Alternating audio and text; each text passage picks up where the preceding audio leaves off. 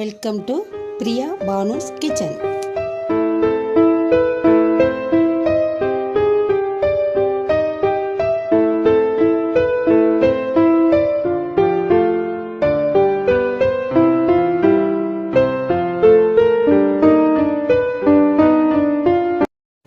ஈஸியாக ஒரு 5 மினிட்ஸில் ஒரு மோர் குழம்பு செய்ய போகிறோம்.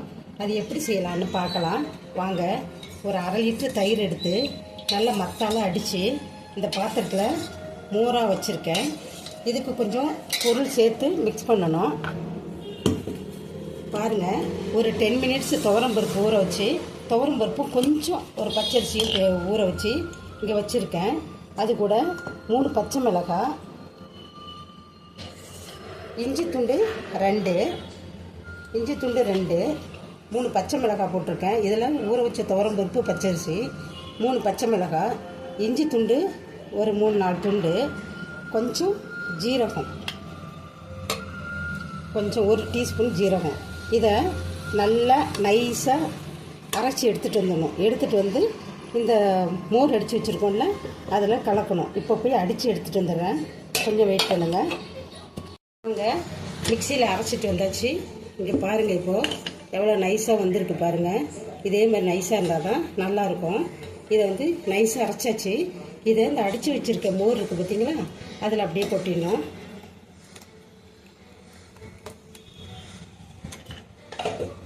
கொட்டிட்டு இதை நல்லா மிக்ஸ் பண்ணணும்.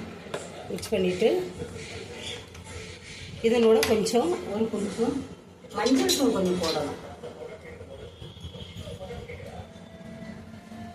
மஞ்சள் தூள் போட்டு இதில் உப்பு, மஞ்சள் தூள், இந்த மிக்சியில் அரைச்சது அத்தனையும் இதில் கலக்கி அப்படியே ரெடியாக வச்சுக்கணும்.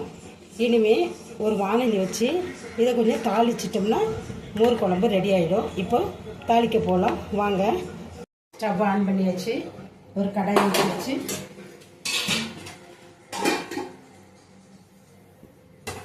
இப்போ பாருங்கள், இப்போ 1 டீஸ்பூன் ஆயில் போட்டுக்கலாங்க.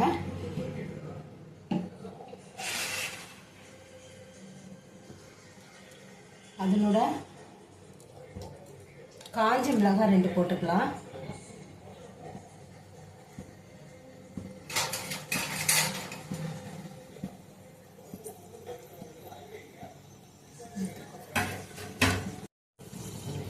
காஞ்ச மிளகாய் போட்டுச்சு. இப்போ கருவேப்பிலை போட்டுக்கலாம். இப்போ வெந்தயம், கடுகு 2 மிக்ஸ் பண்ணி போட்டுக்கலாம். வெந்தயம், கடுகு, காஞ்ச மிளகாய், கருவேப்பிலை இதெல்லாம் லைட்டாக போட்டுட்டு வதக்கலாம்.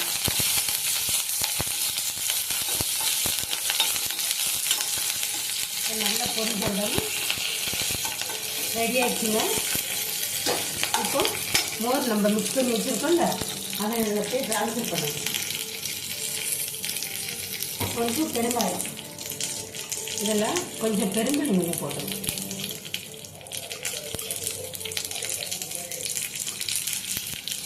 பெருங்காயம் போட்டு மிக்ஸ் பண்ணிட்டு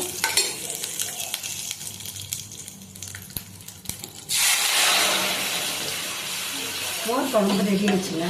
அவ்வளோதாங்க மோர் குழம்பு. ஒரு 5 மினிட்ஸ்லேயே செய்யக்கூடிய மோர் குழம்புங்க. ரொம்ப ஈஸியானது கூட.